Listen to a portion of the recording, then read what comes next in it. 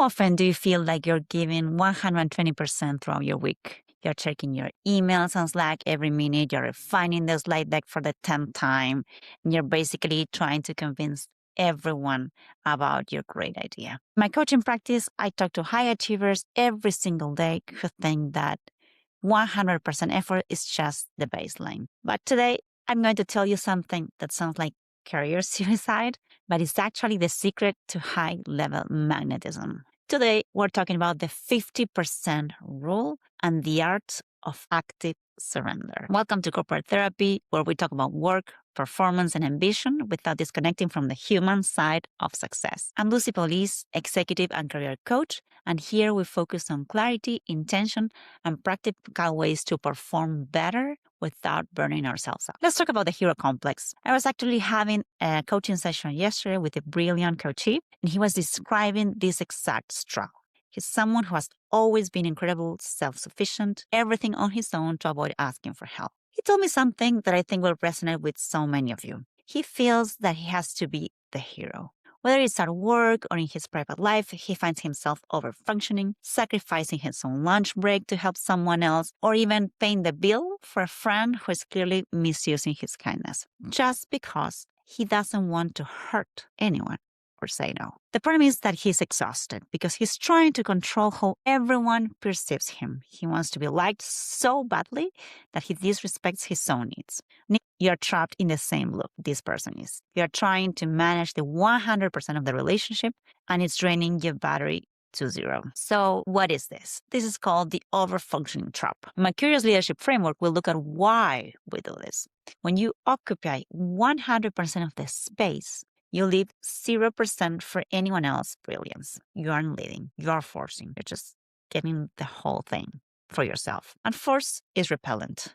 It's exhausting for you, and it's really demoralizing for your team because they have to underfunction. They maybe don't elaborate because they think they will not be enough. So they just want to fit in the room with you. The high achiever's curse is thinking that controls equals safety. It's like an emotional shield. You think, well, if I do all the work, everything is going to be great. And I don't have to face the vulnerability of a mistake or something delayed, or maybe the vulnerability of your silence. So the truth is that what really makes you magnetic is when you stay put, when you set your 50% and then leave space for someone else. How does that work? So now, how do we fix this? We draw a hard line between input and outcome. And I call this controlling your inner temperature. So what I said is I told my coachee to think about his inner temperature. So think about this way. No matter if you're in the heat of Arizona or in the cold of Germany, your body always staying the same temperature, which is 98 Fahrenheit or like around 37 Celsius, right? So your leadership and your emotions should be the same. You can interact with a difficult boss or a rainy client, but you don't let them change your internal state. You don't let them get through you. That means you don't get mad. You don't get angry about their contributions. You just observe. Just your 50% is the input. This is your preparation, your values, and your presence. But the other percent, the other 50% is the outcome. You don't control the outcome. This is the client, yes. This is none of your business. You don't have to control it or worry about it. And once you stop being obsessed with winning the person over, you gain the power to state your needs naturally. Beautiful. So now, here's the move. Go into your next high-stakes meeting and present your facts with precision for exactly half the allotted time. Just tell the facts, tell your needs, tell what you think, and then wait, asking, what are your thoughts? What's missing here? What do you think about what I just said? Most leaders panic in the silence and try to fit it, but don't. Just stay in the line. Be curious enough to see what happens when you stop steering. When you surrender to the need to be the sole architect, you allow the other person to co-author the solution. That's how you move from force to flow. Now, before I let you go, I want you to do a quick audit of your week. Look for these 3 red flags. The leading question. Are you asking questions just to get the answer that you want? That you convince them of the outcome that you wanted from the very beginning? Or are you open? The fix. Ask an open-ended question and count to 10. Let the silence do the heavy lifting. Open-ended questions are normally like how, what, when, all the H and W questions. Make sure it's not a question that they will answer with yes or no. Another one, are you following up because of a deadline or because you're afraid of the gap? Like I told my coachee, pause before you say yes. Filter any request that you have. Instead of giving an automatic yes just to please them, just pause and think what's the best for you.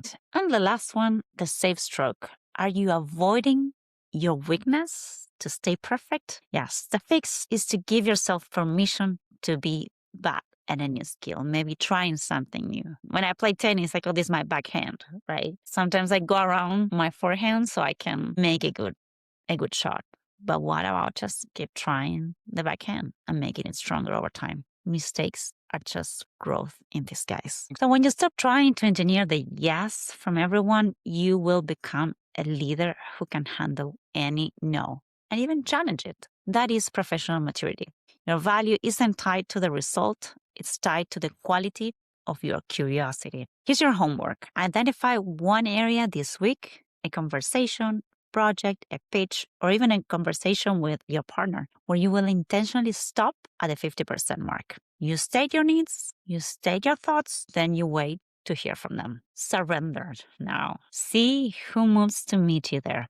If this episode resonated, consider sharing it with someone else who might need it right now. And if you'd like support working through these patterns, I'd love to help. You can book a one-on-one coaching session. The link is right there in the episode description. You'll also find a link to the full articles I've written on this topic. Thanks for listening to Corporate Therapy. And as always, this week, try it and see how it works. Talk to you next week. Bye.